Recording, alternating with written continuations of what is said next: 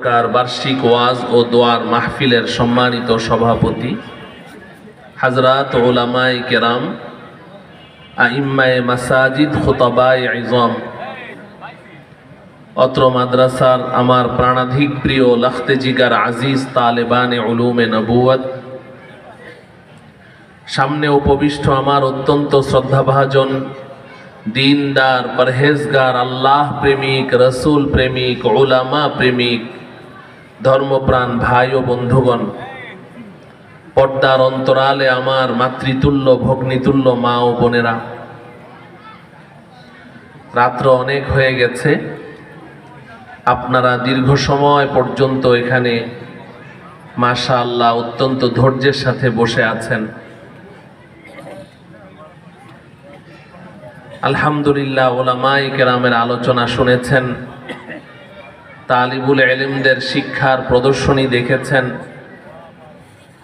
মাদ্রাসার উস্তাদগণ আপনাদেরকে দারুল উলুম দেওবন্দের তারানা গেয়ে শুনিয়েছে।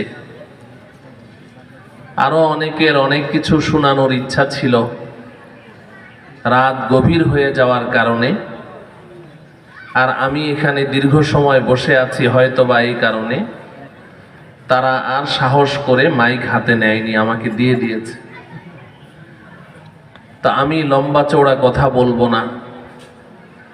গভীর রাত পর্যন্ত মাহফিল করা এটা আমাদের আকাবিরিনরা অপছন্দ করেছেন। অনেক রাত পর্যন্ত মাহফিল চলল, বাড়িতে গিয়ে ঘুমাতে ঘুমাতে 2টা 2:30টা বেজে গেল। এরপর ফজরের নামাজটা আর পড়লাম না।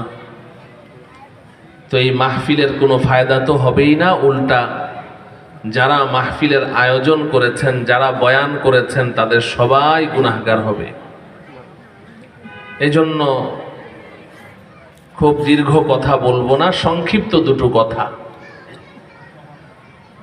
আপনারা আজকের এই মাহফিলে যারা উপস্থিত আছেন সকলেই জানেন যে এই আসমানের নিচে জমিনের উপরে আল্লাহ পাক আমাদেরকে যত নিয়ামত দিয়েছেন তার মধ্যে সবচাইতে দামি নিয়ামতের নাম ঈমান। সবচাইতে দামি নিয়ামতের নাম কি? ঈমান। ঈমানের চেয়ে দামি, ঈমানের চেয়ে মূল্যবান কোনো নিয়ামত আল্লাহ পাক এই পৃথিবীতে কাউকেই দান করেননি। অতএব যার কাছে ঈমান আছে তার কাছে পৃথিবীর শ্রেষ্ঠ সম্পদ আছে। আর যে ব্যক্তি ঈমান হারা, সে যদি পৃথিবীর 1 নম্বর ধনীও হয় তবুও সে সর্বহারা। ঈমান হারা, সর্বহারা। বলুন, ঈমান হারা, সর্বহারা।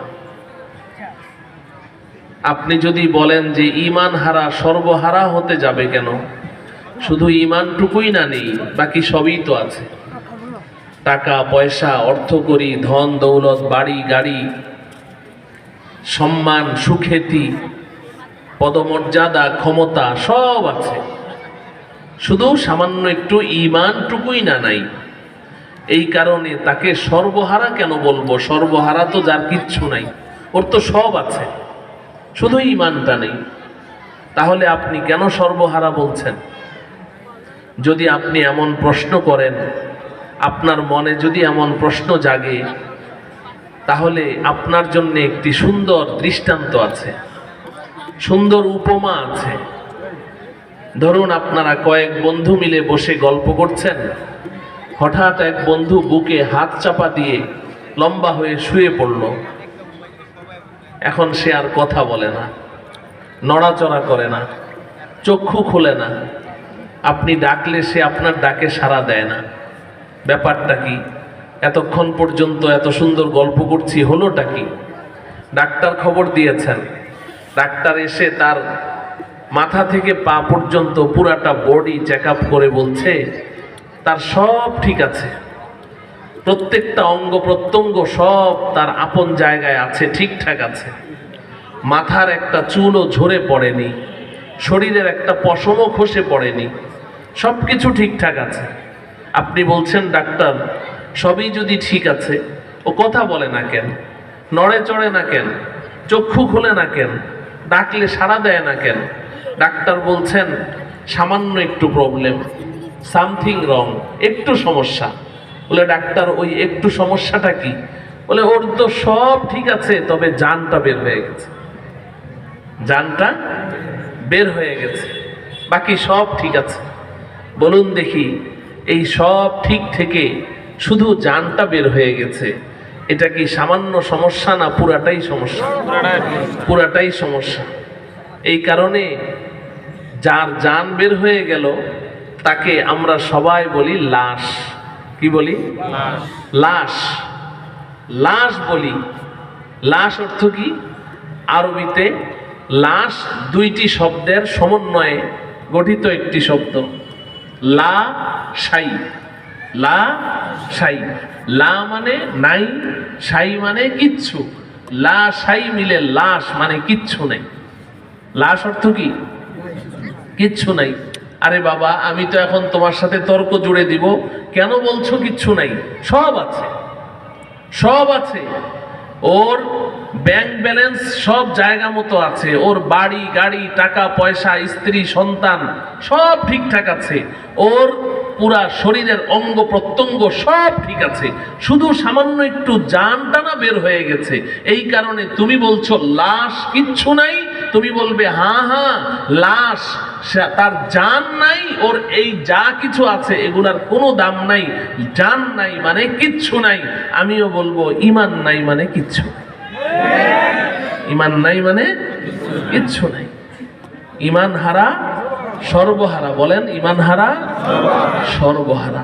আল্লাহ রাব্বুল আলামিন আমাদেরকে দয়া করে মায়া করে এই সবচাইতে দামি সম্পদ ঈমানটুকু দান করেছেন। এজন্য মহান রব্বুল আলামিনের দরবারে শুকরিয়া আদায় করি, বলি আলহামদুলিল্লাহ। আমার প্রিয় ভাইয়েরা, ঈমান এটা শ্রেষ্ঠ সম্পদ, একমাত্র সম্পদ, একমাত্র পুঁজি। ঈমান ছাড়া কারো কোনো নাজাতের মুক্তির কোনো ব্যবস্থা নেই। আছে কি? নেই। আল্লাহ রাব্বুল আলামিন কোরআনে হাকিমে পরিষ্কার বলে দিয়েছেন, ইন্নাল্লাযীনা কাযযাবু বিআয়াতিনা ওয়াস্তাকবারু আনহা লা তুফাত্তাহু লাহুম আবওয়াবুস সামাই ওয়াল আরদি ওয়া লা ইয়াদখুলুনাল জান্নাতা হাত্তা ইয়ালিজাল জামালু ফি সাম্মিল খিয়াত।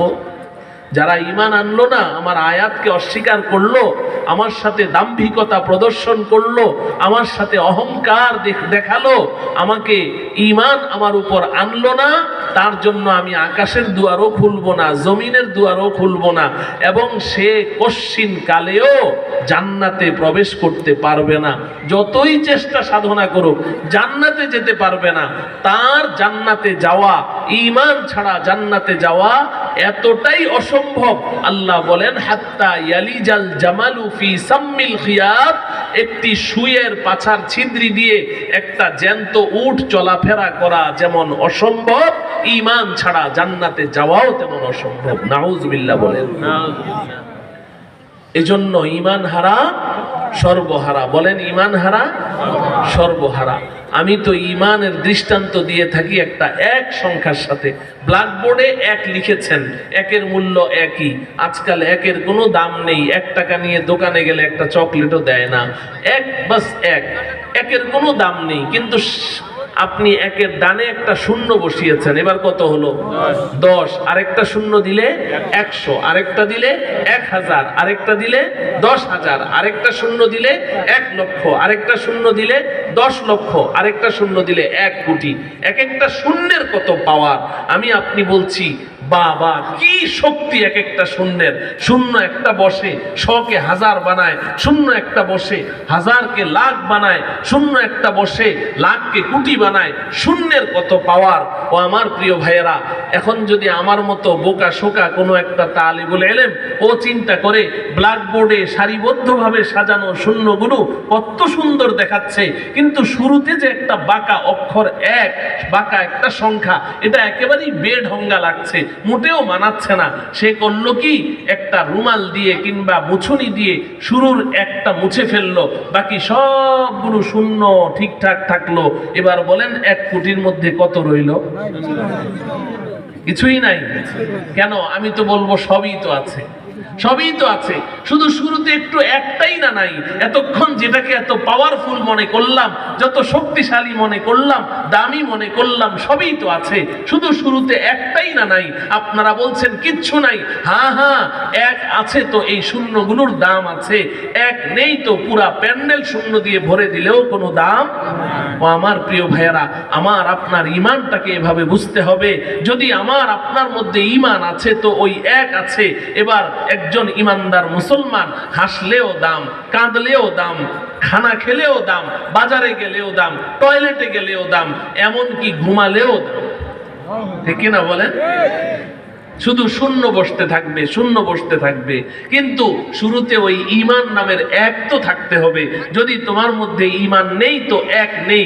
এবার তুমি সারাটা জীবন যত ভালো কাজ করো, আল্লাহ রাব্বুল আলামিনের কাছে মাছির একটা দানা সমপরিমাণ কোনো মূল্য নেই। আল্লাহ রাব্বুল আলামিন আমাদের সকলকে মৃত্যু পর্যন্ত ঈমানের উপরে অটল অনড় অবিচল থাকার তৌফিক দান করুন।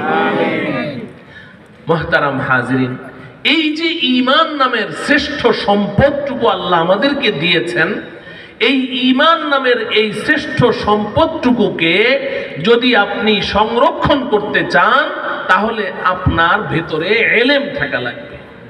কি থাকা লাগবে? ইলম লাগবে। ইলম, ইলম ছাড়া ঈমান রক্ষা করা বড় জটিল। ইলম লাগবে।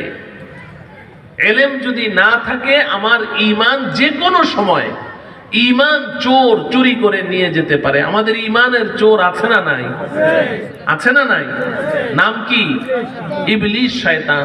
ঈমান চোরের নাম কি? ইবলিস শয়তান। এই ইবলিস শয়তান আমাদের দোস্ত না দুশমন?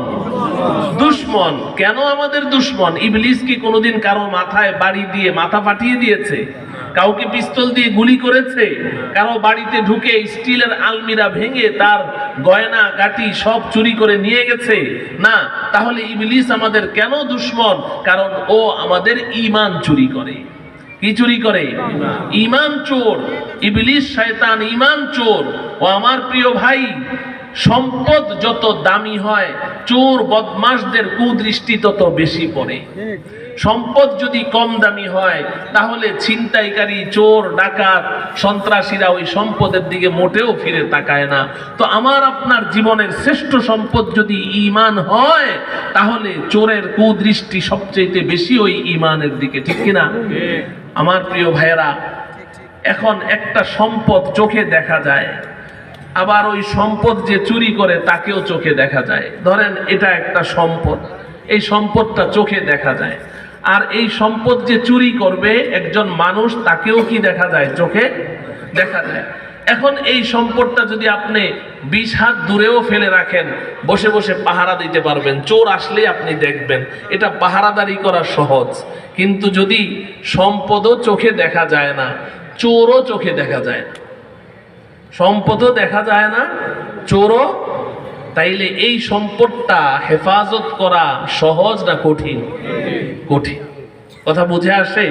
তো আমাদের যে জীবনের সবচেয়ে শ্রেষ্ঠ সম্পদ ঈমান, এটা কি চোখে দেখা যায়? চোখে দেখা যায় না। আচ্ছা, এই ঈমান চোর যে ইবলিস শয়তান, ওটাকে চোখে দেখা যায়? তাইলে সম্পদও দেখি না, চোরও দেখি না, এই সম্পদ হেফাজত করা সহজ না কঠিন? কঠিন, কঠিন। এজন্য এই ঈমান নামের এই শ্রেষ্ঠ সম্পদ আল্লাহ আমাদেরকে দান করেছেন ঠিক, কিন্তু এই ঈমান নামের সম্পদকে হেফাজত করতে হবে। এই ঈমান চোর আমাদের চারদিকে আমাদেরকে অক্টোপাসের মতো টানছে, যে কোনো সময় আমাদের ঈমান চুরি করে নিয়ে যেতে পারে। আল্লাহ রাব্বুল আলামিন কোরআনে কারীমে পরিষ্কার শয়তানের পরিচয় দিয়েছেন, আল্লাযী ইউওয়াসওয়িসু ফি সুদুরিন নাস মিনাল জিন্নাতি ওয়ান নাস। শয়তান হচ্ছে মানুষের অন্তরে কুমন্ত্রণা দিয়ে মানুষের ঈমানকে ধ্বংস করে। এরপর আল্লাহ বলছেন মিনাল জিন্নাতি ওয়ান নাস, জিনের মধ্যেও যেমন শয়তান আছে, মানুষের মধ্যেও শয়তান আছে। জিন্নাত মানে জিন, নাস অর্থ কি? বলেন, নাস অর্থ কি? মানুষ। আমার ঈমান ধ্বংস করার জন্য জিন শয়তান যেমন উত পেতে আছে, আবার মানুষ শয়তানও আমার ঈমানকে চুরি করার জন্য উত পেতে আছে। এই দুই ধরনের শয়তান আমার আপনার ঈমানের বহিঃশত্রু, বহির দুশমন, বাহির থেকে আক্রমণ করে। আবার আমার ভেতরেও আল্লাহ পাক আরেকটা দুশমন সৃষ্টি করেছেন, সেটা হলো আমার প্রবৃত্তি এবং আমার নফসে আম্মারা। আমার নফস ও আমার দুশমন, ও হইল ঘরের ভেতরের দুশমন, আর ইবলিস শয়তান আর মানুষ শয়তান এরা হলো বহিঃশত্রু। এই তিন প্রকারের দুশমনের আক্রমণের মাঝখানে আছে আমার আপনার ঈমান। এবার চিন্তা করে দেখেন এই ঈমানটা রক্ষা করা কত জটিল বিষয়, কত কঠিন বিষয়। আপনারা তো এক জায়গায় থাকেন, খুব ভালো আছেন। আমরা তো সারা দেশে সফর করি, তো দেশের প্রত্যন্ত অঞ্চলে যান, নিম্নাঞ্চলে যান, সীমান্ত এলাকাগুলোতে যান, আপনার উত্তরবঙ্গের সেই গরিব এলাকাগুলোতে যান, পার্বত্য চট্টগ্রাম, খাগড়াছড়ি ওই সমস্ত অঞ্চলে যান। ৩,০০০, ৪,০০০ টাকার বিনিময়ে মানুষ ঈমান বিক্রি করে দিচ্ছে। নাউজুবিল্লাহ বলেন। ৩-৪ হাজার টাকায় ঈমান বিক্রি হয় বন্ধু, ৩-৪ হাজার টাকায় ঈমান বিক্রি হয়ে যায়। খ্রিস্টান মিশনারি সাহায্য করে, মানুষকে সহযোগিতা করে। আমার ঘর ভেঙে গেছে, প্রতিবেশী মুসলমান এগিয়ে আসে না, মুসলমান ভাই আমাকে সাহায্য করে না, দেখা যায় খ্রিস্টান অমুসলিমরা এসে আমার ঘর ঠিক করে দিচ্ছে। আমার ভালো পান করার মতো পানির ব্যবস্থা নেই, দেখা যায় যে খ্রিস্টানরা এসে, কাদিয়ানিরা এসে আমার ঘরে টিউবওয়েল বসিয়ে দিচ্ছে। আমার চলাফেরার জন্যে আমাকে দুধওয়ালা একটা গাভী কিনে দিচ্ছে, সহযোগিতা করছে। তো আমি তো খুব খুশি, এই খ্রিস্টানদের উপরে খুব খুশি যে আমাকে সাহায্য করলো, এরা আমার বন্ধু। কাদিয়ানীদের উপরে খুব খুশি, আমাকে সাহায্য করলো, আমার বন্ধু। কিন্তু আল্লাহ রাব্বুল আলামিন কোরআনে কারীমে বলছেন, ইয়া আইয়ুহাল্লাযীনা আমানু লা তাত্তাখিযুল ইয়াহুদা ওয়ান নাসারা আউলিয়া বা'দুহুম আউলিয়াউ বা'দ। এই ওই সকল সৌভাগ্যবান আমার বান্দারা, আমার বান্দিরা, যাদেরকে আমি ঈমান নামের সম্পদ দান করেছি, লা তাত্তাখিযুল ইয়াহুদা ওয়ান নাসারা আউলিয়া, ইহুদি খ্রিস্টানদেরকে বন্ধু মনে করো না, অমুসলিমদেরকে তোমরা তোমাদের বন্ধু মনে করো না। বা'দুহুম আউলিয়াউ বা'দ, ওরা পরস্পরের বন্ধু। ইহুদি খ্রিস্টানের বন্ধু, খ্রিস্টান ইহুদির বন্ধু। কোন খ্রিস্টান, কোন ইহুদি, কোন ইমানদার মুসলমানের বন্ধু হতে পারে না, আল্লাহ পাক বলছেন। এখন আপনি বলবেন যে না, অনেক সময় তো দেখি আমাদের সাথে অনেক বন্ধুত্ব আছে, আমাদেরকে অনেক পুরস্কার দেয় খ্রিস্টানরা, ইহুদিরা ঋণ দেয়, সাহায্য করে, আমাদের দিকে বন্ধুত্বের হাত বাড়িয়ে দেয়। হ্যাঁ, ইহুদি খ্রিস্টান আপনার দিকে বন্ধুত্বের হাত বাড়াবে। কখন বাড়াবে এটাও আল্লাহ পাক কোরআনে কারীমে বলে দিয়েছেন, আমার বলার প্রয়োজন নেই। আমি বললে আপনার কাছে বাড়াবাড়ি মনে হতে পারে। আল্লাহ পাক বলছেন, ওয়ালান তারদা আনকাল ইয়াহুদু ওয়ালান নাসারা হাত্তা তাত্তাবিআ মিল্লাতাহুম। আল্লাহ পাক বলেন, এই ঈমানদার মুসলমান, ইহুদি খ্রিস্টান অমুসলিমরা কশ্চিন কালেও তোমার বন্ধু হতে পারে না, তোমার উপর সন্তুষ্ট হতে পারে না। তবে হ্যাঁ, একটাই পথ খোলা আছে। তুমি যদি কোনো ইহুদিকে বন্ধুরূপে পেতে চাও, কোনো খ্রিস্টানকে বন্ধুরূপে পেতে চাও, কোনো দাদা বাবুকে বন্ধুরূপে পেতে চাও, হাত্তা তাত্তাবিআ মিল্লাতাহুম, আমি আল্লাহ বলে দিচ্ছি একটাই পথ খোলা আছে। সেটা হলো তুমি তোমার ঈমান ত্যাগ করে তার ধর্মকে গ্রহণ করবে, তার আদর্শকে গ্রহণ করবে, তবেই সে তোমার খাঁটি বন্ধুতে রূপান্তরিত হবে। একজন ইমানদার থাকা অবস্থায়, আল্লাহর কথা বলছি, কোন একজন ইমানদার তার মধ্যে ঈমান থাকা অবস্থায় কোনদিন কোন খ্রিস্টান, কোন ইহুদি, কোন হিন্দু, কোন বৌদ্ধ, কোন অমুসলিম তার বন্ধু হতে পারে না। যদি কখনো দেখেন যে হ্যাঁ তার সাথে অনেক বন্ধুত্ব, তাহলে বুঝবেন যে তার ঈমান অনেক আগেই চুরি হয়ে গেছে। এই অমুসলিমরা আমাদেরকে সাহায্য করে, এক হাতে সাহায্য করে। যদি আল্লাহ পাকের কথা সত্য হয়, যদি আল্লাহ পাকের কথা আপনার বিশ্বাস হয়, আপনাকে এক হাতে সাহায্য করছে, যে হাতে সাহায্য করে ওই হাতটা তো রক্ত মাংসের হাত, দেখা যায়। আপনিও এক হাত দিয়ে তার সাহায্য গ্রহণ করছেন। ও আমার প্রিয় ভাই, আপনি বিশ্বাস রাখেন এক হাতে সে আপনাকে সাহায্য করছে, আরেকটা হাত ওটা দেখা যায় না, অদৃশ্য একটা হাত আপনার সিনার মধ্যে থাবা দিয়ে আপনার কলবের ভেতর থেকে ঈমানটাকে চুরি করে নিয়ে যাচ্ছে।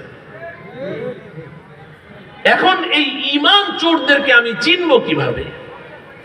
ঈমান চোর তো আমার সমাজের ভেতরে ঢুকে আছে, মুনাফিকদের মতো ঢুকে আছে, যারা আমাদের ঈমানকে ধ্বংস করে দিবে, বিভিন্ন প্রলোভন দেখিয়ে, বিভিন্ন ভাবে দাওয়াত দিয়ে আপনার ঈমানকে ধ্বংস করে দিবে। এই ঈমান চোরদেরকে চেনার জন্য নবীওয়ালা চক্ষু লাগবে। বলেন কি লাগবে? নবীওয়ালা চক্ষু লাগবে। সব চোখে ঈমান চোর ধরা পড়ে না, সব চোখে ঈমান চোর ধরা পড়ে না।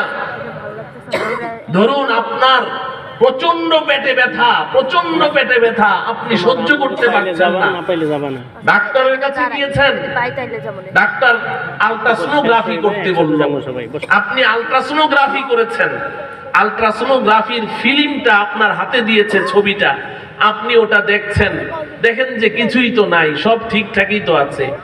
আপনি বড় শিক্ষিত একজন ইঞ্জিনিয়ার, দেখেন যে এটার মধ্যে কিছুই ধরা পড়লো না। আপনার আরেক ভাই, উনি একজন ম্যাজিস্ট্রেট, উনিও দেখে বলছে যে কোনো সমস্যা তো দেখছি না। আপনার আরেক ভাই একজন ব্রিগেডিয়ার, উনি বলছেন যে কোনো সমস্যা তো দেখতে পাচ্ছি না। কিন্তু একজন সাধারণ এমবিবিএস ডাক্তারকে নিয়ে দেখালেন, সে দেখার সাথে সাথে বলে ইন্না লিল্লাহ, আপনার পেটে তো 2 কেজি ওজনের একটা টিউমার দেখা যায়। কিরে ভাই, এতক্ষণ পর্যন্ত আপনারা যেই চোখ দিয়ে দেখলেন, ওই ডাক্তারও তো ওই চোখ দিয়ে দেখলো, আপনাদের চোখে কোনো কিছুই ধরা পড়লো না, আর ডাক্তার ওইটাই দেখে বলছে ভিতরে 2 কেজি ওজনের টিউমার। ঠিক না বে ঠিক? হ্যাঁ, তো তাইলে এই সমস্যাটা সব চোখে কি ধরা পড়বো? সব চোখে ধরা পড়লো না। যার ওই বিদ্যা আছে, ওই ডাক্তারি বিদ্যা আছে, তার চোখে ধরা পড়েছে। অথচ আপনারা তো মূর্খ না, আপনিও তো বড় শিক্ষিত, বিদেশ থেকে পিএইচডি করে এসেছেন, আপনি বড় ইঞ্জিনিয়ার, কিন্তু আপনি তো ধরতে পারলেন না। আপনি বড় ব্রিগেডিয়ার, আপনি ব্যারিস্টার, আপনি ধরতে পারলেন না। আর একজন সাধারণ এমবিবিএস ডাক্তার ধরে ফেললো যে না, এখানে 2 কেজি ওজনের একটা টিউমার দেখা যায়। তাহলে এর অর্থ কি এই হবে যে আপনারা মূর্খ? যারা ধরতে পারলো না তারা কি মূর্খ? না, তারা মূর্খ না, তাদের সাবজেক্ট ভিন্ন। আর যে ওই সমস্যাটা ধরলো তার সাবজেক্ট ভিন্ন, আপনি ওই সাবজেক্টের লোক না। এই কথাটা ভালো করে বুঝেন। আজকে আমরা খুব পণ্ডিতি দেখাই, যখন উলামায়ে কেরাম আমাদেরকে ওই ঈমান চোরদেরকে চিহ্নিত করে দেয়, যদি তার সাথে আমার কোনো বন্ধুত্ব থাকে, আর আমাকে যদি কোনো আলেম পরামর্শ দেয় যে তুমি তার সাথে বন্ধুত্ব করেছো, সে কিন্তু তোমার ঈমান ধ্বংস করবে, তোমার আমল ধ্বংস করবে, তখন আমরা বলি যে আমরা কি মূর্খ নাকি? আমরা কিছু বুঝি না? আপনি শুধু একাই বুঝেন না, আপনি মূর্খ না, আপনার সাবজেক্ট ভিন্ন, আর ওই আলেমের সাবজেক্ট ভিন্ন। আপনার চোখে তো ঈমান চোর ধরা পড়বে না। ঈমান চোর ধরতে হলে নবীওয়ালা চোখ লাগবে। কি লাগবে? নবীওয়ালা চোখ লাগবে। হযরতে ইয়াকুব আলাইহিস সালাম, ওনার ছেলে হযরতে ইউসুফ আলাইহিস সালাম, ইউসুফ আলাইহিস সালামকে তার ভাইয়েরা দুশ্মনী করে কুয়ার মধ্যে ফেলে দিয়েছে। শুনেছেন না? কুয়ার মধ্যে ফেলে দিয়েছে। ইউসুফ আলাইহিস সালাম একজন পয়গম্বর, ইয়াকুব আলাইহিস সালাম তাকে সবচেয়ে বেশি ভালোবাসেন।